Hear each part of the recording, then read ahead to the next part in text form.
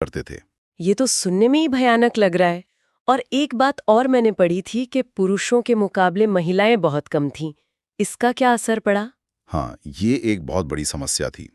लिंग अनुपात बहुत ही असंतुलित था।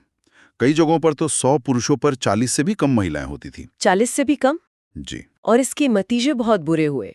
सामाजिक तनाव बढ़ा, हम्म, महिलाओं के खिलाफ हिंसा हुई हम्म, और यहाँ तक कि आत्महत्याएं भी बहुत हुईं।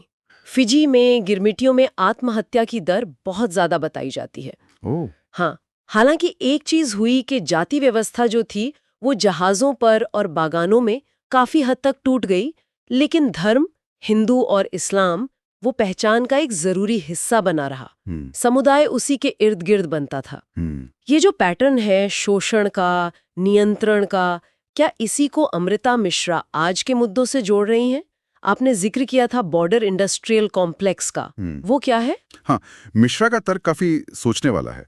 वो कहती हैं कि गिरमिट व्यवस्था और आज का जो बॉर्डर इंडस्ट्रियल कॉम्प्लेक्स है, यानी सीमा औद्योगिक परिसर, इनमें एक बुनियादी विरोधाभास एक जैसा है। कैसा विरोधाभास? सदी में कहते थे मुक्त व्यापार, फ्री ट्रेड।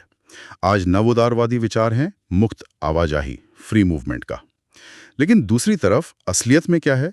राज्य का और कॉरपोरेशंस का कठोर नियंत्रण, निगरानी, और जो हाशिए पर हैं, पहले गिरमिटिया मजदूर, आज के अप्रवासी, उनकी असली स्वतंत्रता को छीना जाता है। अच्छा, तो मतलब स्वतंत्रता का एक तरह का मुखौटा जिसके पीछे नियंत्रण और मुनाफाखोरी चल रही है। बिल्कुल, यही है बॉर्डर इंडस्ट्रियल कॉम्प्लेक्स, जहां सरकारें और निजी कंपनियां मिलकर सीमा सुरक्षा, अप्रवासी नियंत्रण, निगरानी, इन सब चीजों से पैसा कमाती हैं। मिश्रा इसे समझाने के लिए मोहसिन हामिद के उपन्यास एग्जिट वेस्ट का उदाहरण देती हैं। उसमें जादुई दरवाजे हैं जो लोगों को कहीं भी पहुंचा देते हैं। वो मुक्त आवाजाही का भ्रम देते हैं, हाँ, पर असल में वो दरवाजे भी राज्य के नियंत्रण और हिंसा का केंद्र बन जाते हैं। ये दिखाता है कि कैसे स्वतंत्रता के विचार को ही नियंत्रण मजबूत करने के लिए इस्तेमाल किया जा सकता है, जैसे वो गिरमिट का एग्रीमेंट था। हाँ, ये तो बहुत अहम नुक्ता है, सोचने वाली बात है। अच्छा, इतनी मुश्किलों और शोषण के बावजूद क्या इस अनुभव की कोई सकारात्मक सांस्कृतिक विरासत भी है? कुछ बचा? हाँ, बिल्कुल है, और ये बहुत महत्वपूर्ण है। इतनी कठिनाइयों के बाद भी गिरमिटियों और उनके जो वंशज हैं, उन्होंने अपनी सांस्कृतिक जड़ों को जिंदा रखा। नई भाषाएं तक विकसित हुईं, जैसे फिजी हिंदी या कैरिबियन हिंदुस्तानी। अच्छा। हाँ, फिर त्योहार, होली, दिवाली, ये सब वो मनाते रहे।